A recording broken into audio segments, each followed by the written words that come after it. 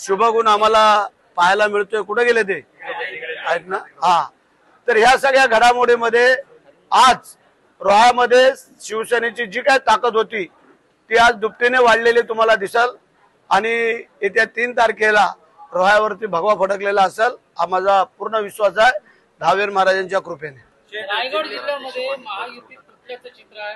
अनेक ठिकाणी राष्ट्रवादी काँग्रेस आणि भारतीय जनता पक्षाची युती झालेली आहे।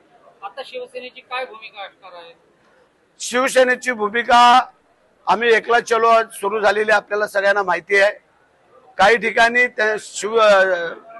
खोपोली असेल, कर्जत असेल, माथेरान असेल, अलिबाग असेल, अशा काही ठिकाणी आमच्या युत्या झालेल्या आहेत। भारतीय जनता पार्टीशी नाही बोलता येणार नाही आहे।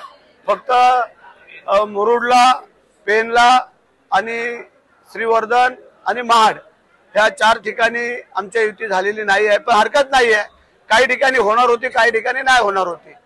परंतु जे काय दूध का दूध पाणी का पाणी हे आपल्याला जे काय ते आम्ही दाखवून देऊया की लोक आमच्या बरोबर काय येत आहेत, पक्षात काय येत आहेत हे तुम्हाला चित्र स्पष्ट होईल। सर, विशेष म्हणजे तटकरेंचा त्या ठिकाणी प्रभाव होता, त्या ठिकाणी युती झालेला आहे। पालकमंत्री पदाचा वाद उफाळलेला आहे का? ह्याच्यात पालकमंत्री पदाचा काय येत नाही नाही नाही नाही नाही, तो आमचा वैयक्तिक विषय, तो वैयक्तिक विषय झाला।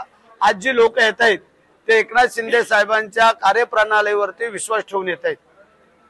आमच्या आमदार महेंद्र शेठ, मी असेल, आम्ही जे काही लोकांना सामोरं जातो, आमच्या कार्यकर्त्यांना, पदाधिकाऱ्यांना, मगाशी आमच्या तालुका प्रमुखांनी सांगितलं की पूर्ण विश्वासाने आम्ही जे त्यांच्या पाठीशी आहोत, त्यामुळे ते पण तेवढी हिंमत करतायत की अशा अशोक शेठ सारख्या दिग्गज मंडळींना आमच्या सोबत जोडण्याचं काम करतायत। आणि रायगड जिल्ह्यामध्ये ज्या पद्धतीनं माहितीमध्ये संघर्ष तुटलेले आहे, कोणकोणत्या महत्वाच्या मुद्द्यावर आपण या ठिकाणी निवडणूक लढवणार आहात? जर विकासात्मक मुद्दे असतील तर ते कोणते असतील आणि कशा पद्धतीनं आपली ही टक्कर होईल? ज्यांची काय आतापर्यंतची काय घराणेशाही म्हणून ते काय दाखवत होते त्याच्या विरोधातला हा उठाव आहे असं म्हटलं तर काय मला वाटत नाही वावगं ठरेल असं। कारण जनतेला पण कधी नाही कधीतरी बदल हवा असतो आणि तो रोहा बदलतोय हे आमच्या तालुका प्रमुखांचं जे काही ब्रीद वाक्य आहे ते मला वाटतं आता खरं ठरत चाललेलं आहे।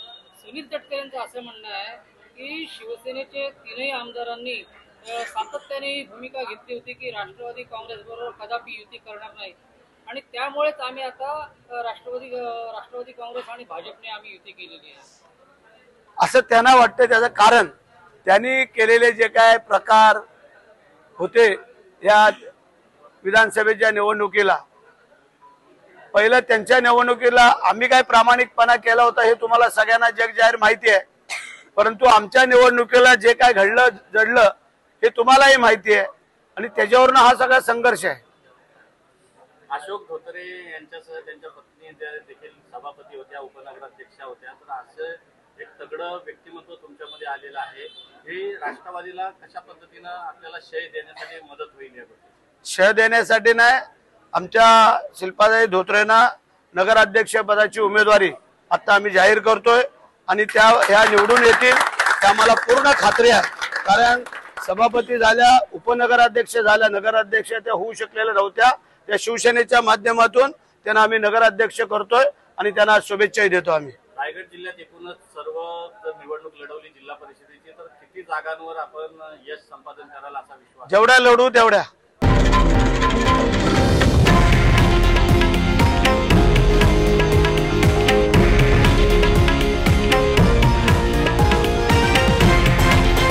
हे आहे देशातील नंबर 1 न्यूज नेटवर्क आणि आपण पाहत आहात TV9 मराठी, एकमेव।